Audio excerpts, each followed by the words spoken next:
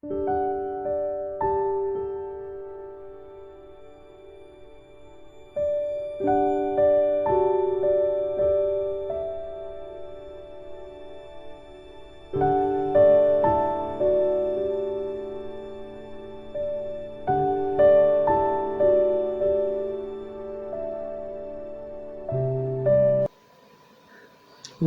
to Elemzy Tales channel. My name is Elizabeth Peter, the voice behind this channel.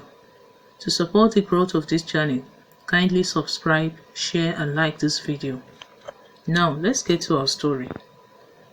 I often wonder why some women who call themselves mothers, who are expected to have loving and caring hearts, exhibit cruel and heartless attitude towards other people's children. If you are a mother and listening to me right now, let me ask you this question.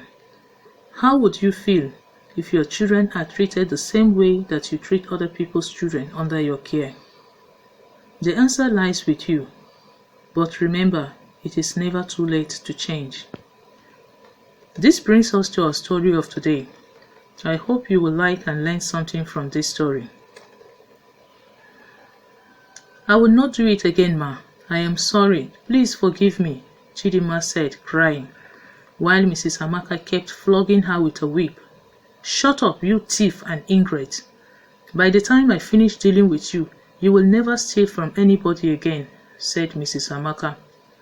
Look how ungrateful you are. I picked you up from the gutters, washed you clean, and look at how you choose to pay me back, continued Mrs Amaka. I promise I will never do it again, ma.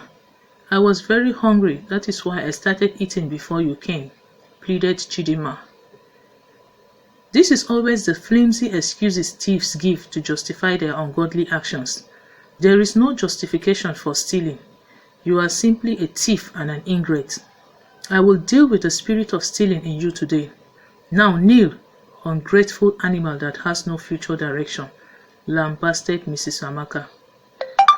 Mrs Amaka walked out of the room towards the backyard and came back over an hour later while Chidinma was still kneeling. Unknown to Chidinma, Mrs Amaka had put a metal rod in fire and left it burning for over an hour. While Chidinma was kneeling, Mrs Amaka brought the hot metal rod and forcefully made Chidinma hold it with both hands. The pain was unbearable, and Chidinma instantly passed out. The next morning, Chidinma found herself on a hospital bed with their neighbor, Mrs Grace, sitting next to her. Where am I and what happened to me? Chidinma asked, unable to remember what had happened to her. Relax, Chidinma, you are in the hospital, replied Mrs Grace. I came back from the market yesterday evening and met you lying on the ground, your hands red and swollen. Your auntie was nowhere in the house and her phone was switched off. That is why I decided to bring you to the hospital. What happened to you, Chidinma? Asked Mrs Grace.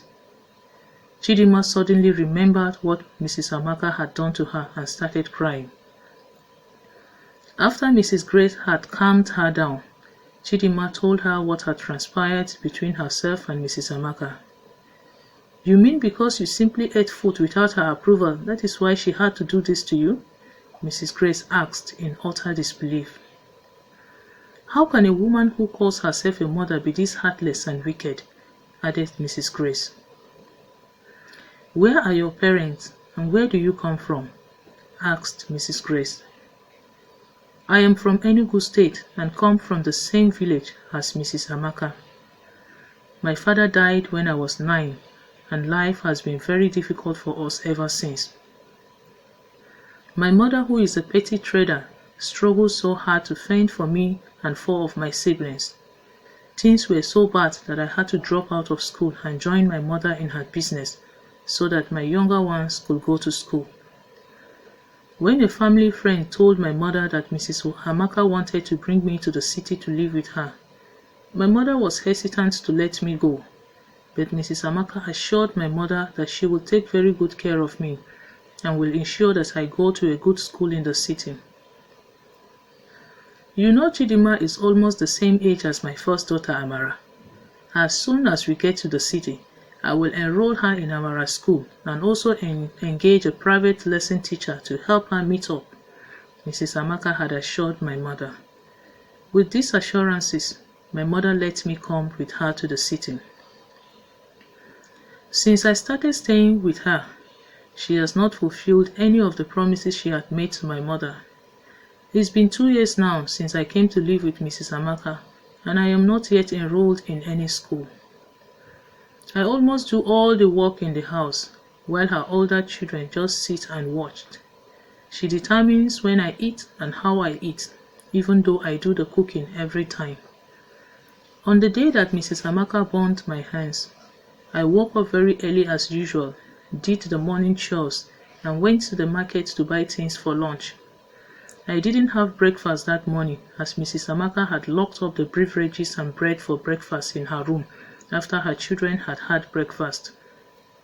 She never allowed me to eat together with her children. I came back from the market, made lunch, and waited for her to come and dish out my food. It was 2 p.m. and Mrs. Amaka was not yet back. I was very hungry and I decided to dish out some food to eat. It was while I was eating that Mrs. Amaka came and met me. Immediately she came and saw me eating. She collected the food, threw it away in the bin, and started beating and calling me all sorts of names. This was exactly what happened that day, concluded Chidinma. I can't believe Mrs. Amaka is this wicked and heartless, said Mrs. Grace. Now, would you like to go back to your mother? Asked Mrs. Grace. Yes, ma. I have missed my family so much. I can't live with Mrs. Amaka again. I am afraid of what she may do to me next. I would gladly go back and help my mother in her business. With time,